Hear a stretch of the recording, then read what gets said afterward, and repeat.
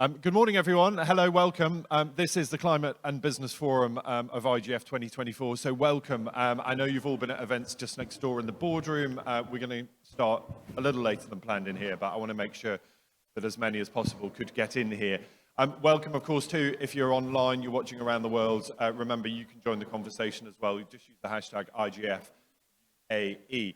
And so we're going to start today looking at some of the key issues of our time, but sustainability quite clearly, but what that means in a business context and how we might adapt and work together to solve some of those challenges. And I want to start, first of all, looking at collaboration is the title of this session, about whether companies need to rethink their approach to sustainability, and no longer can business operate in a silo, in isolation. Business needs to work together to solve some of these problems. And I'm delighted that with me, as you can see, Rajesh Garg, who's the Group CFO and lead on sustainability at the Landmark Group. So Rajesh, good to have you here. We've got sort of 15 minutes or so let's jump straight into it. And let's start with that issue of collaboration, because it's easy for people to talk about, isn't it? Of course, we should all work together to solve these huge challenges.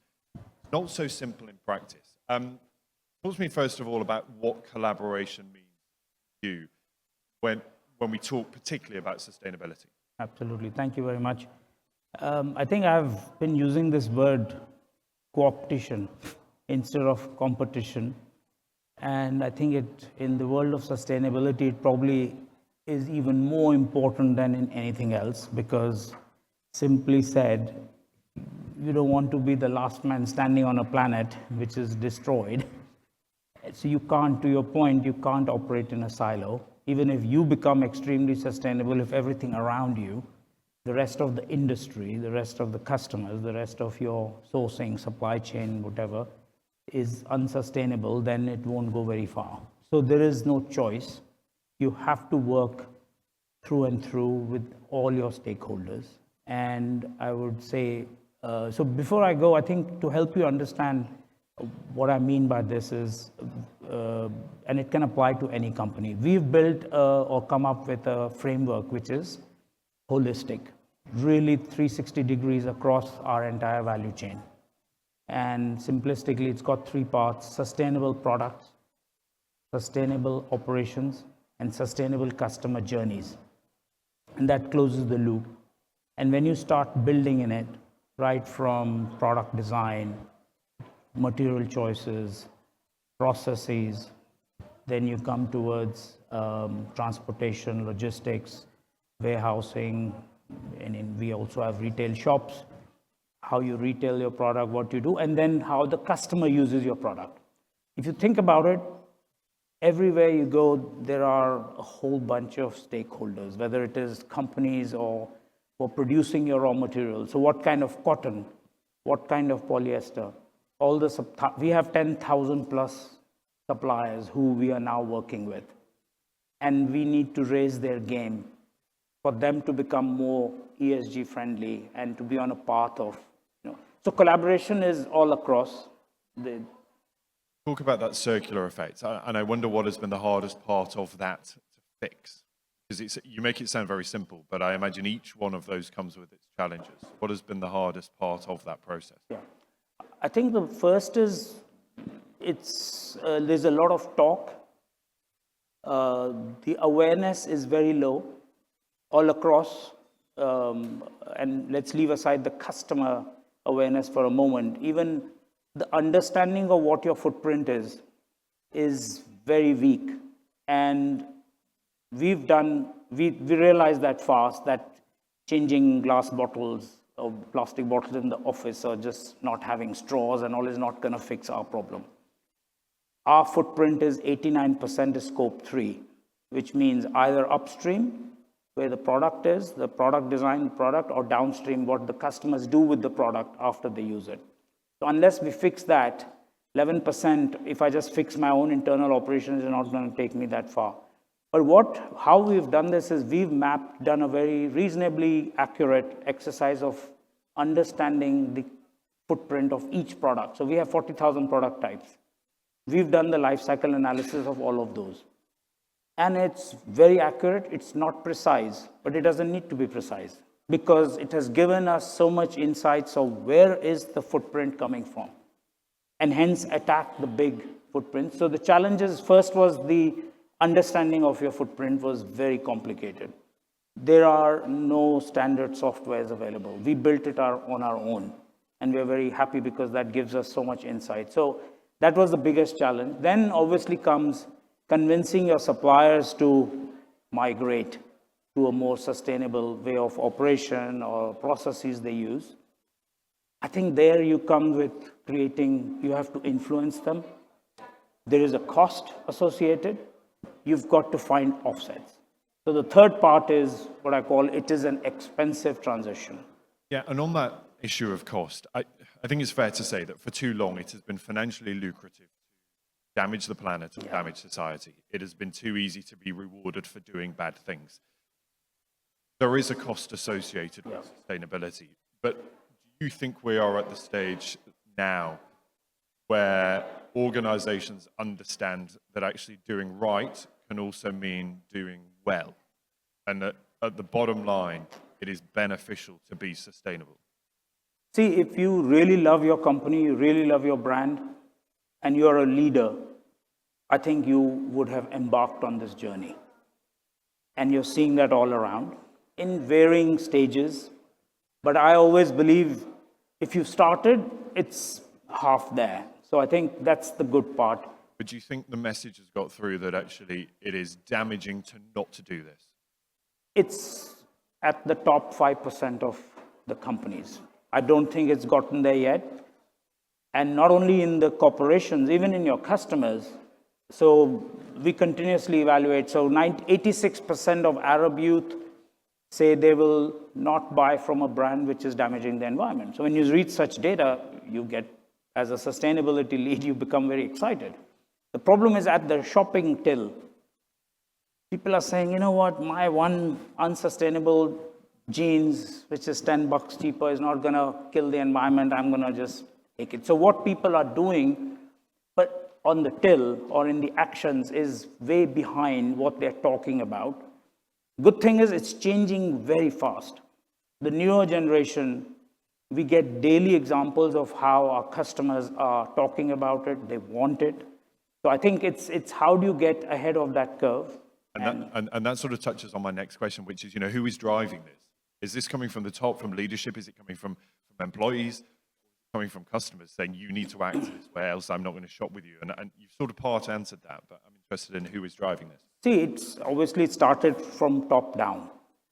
We are not a listed company, but our owners are extremely cognizant of what they want to do the right thing. And when we shared the data on what is the impact of our company, and larger the company, larger the huge footprint, it shakes you, right? And then when we've shared the data with our business CEOs, I mean, the first sustainability workshop we had about 100 leaders from the company. Some of the CEOs didn't get up from their seats for 5, 10, 7 minutes after the first presentation ended, saying, oh my God, this is the impact I'm having on the shoes, on the furniture, on the clothes. And that has seen them all embark on this journey, which is fantastic. So the enthusiasm in the company, with people, is very high. One would assume, I suppose, that the more that people do it, the cheaper it gets to do it. Look, the title of this session is about collaboration or competition, and I wonder therefore what collaboration looks like in practice, because it's easy for us all to talk the talk, isn't it? That of course we should work together to do this. How would you do that? How do you work with your rivals? Say, hang on, we've got a problem as an industry. We need to tackle this together. So I think you're absolutely right. It's not that easy. We are not there yet in taking all our, industry players, our competitors along, but we are getting there. We've taken, for example, a lot of steps all across I talked about without worrying about what others are doing or not doing. But one big thing we've done is we've actually just set up a textile recycling facility in Dubai, which is kind of not very common for a brand to do it. We've created take-back programs, taking products in, and then recycling, creating fiber, sent it back to Asia and back into new products. So it's just beginning.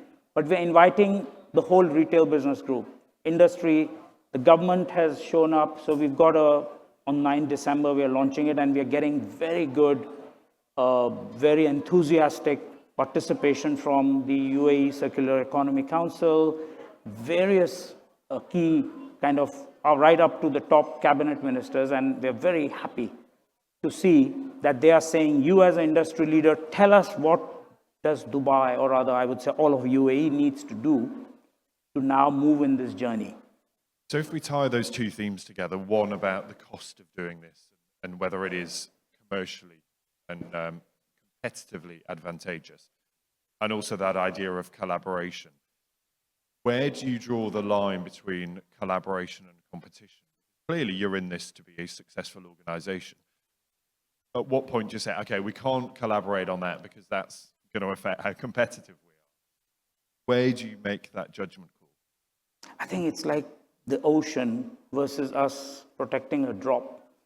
It's just too big of a problem to worry about. We will, if we are leading and we are way ahead, it's such a long journey. We don't worry about it. And we'd rather be happy if all of them came along so that we are all more sustainable brands. But of course, and then the product and whatever else was a reason to compete stays. But there must be decisions whereby you say, yes, we could choose this option or this option. This one costs significantly more, but is better for the environment, or it is better for society. This one is cheaper. It means that we can make a better return, but it's a bit more detrimental. If your rival is choosing that option, it's difficult for you to choose that option. So that's where you would want regulation to help. So if you look at Europe, they are definitely way ahead of the rest of the world in defining the amount of recycled materials that need to go in your products, defining what happens end of use. So I think some regulation to prime the pump, call it, will be needed. But in the end, it will be the customers who will decide.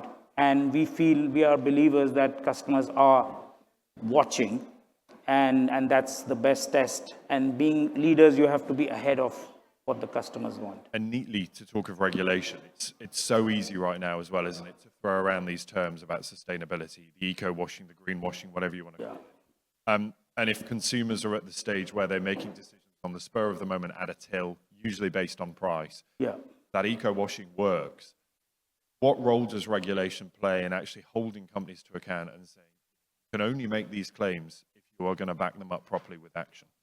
Yeah, I think, if the regulators should play a role in making a level playing field. For example, sustainable financing. We are now 100%, more or less 100% of our entire financing is green and sustainability linked financing. We are the first, and we are now gone 100%. But if I tell you, and I'm not going to tell you the delta, the discount we get, frankly, it's meaningless.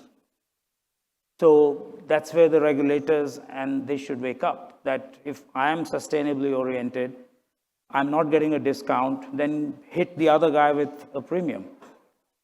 And that's the thing, isn't it? It's actually the norm should be the doing the right thing, and the expensive option should be the most detrimental. Okay, so here we are, we're in 2024, and we're having these conversations. Spin us forward, not a huge amount of time, 2030 maybe. What does it look like? What does the sustainability discussion look like? What will we be talking about on this stage 6 years from now? See, I'm a big believer that there is a Cambrian explosion in innovation that's starting to happen all across materials, energy, transportation. And I think that would have come mainstream by then. It would still not be there because it will probably be another decade before a company like us could claim to be scope 1, 2, and 3 neutral. But I would think there will be a lot of, so we are already seeing a flurry of materials, like alternate materials made at zero impact to the environment, made from materials that are recycled or what have you. The cost of recycled PET is more than virgin PET. So I think you will start seeing that impact, the way the entire energy. So we've gone maxed out on whatever regulators allow us on renewable energy. So we are one of the largest users of renewable energy, but we are maxed out. Transportation, so all your shipping, although 2030 is too early, I believe by 2040, the entire shipping industry will be green. meaning for the leading One of the companies. biggest polluters. Green methanol. And then if we look at what's happening in the world right now, and the theme of this event, of course, is limitless futures. But there's a lot going on in the world right now. Yeah. Particularly look at what's happening maybe. We have wars in the world. We have an incoming presidency in the United States that could change things somewhat.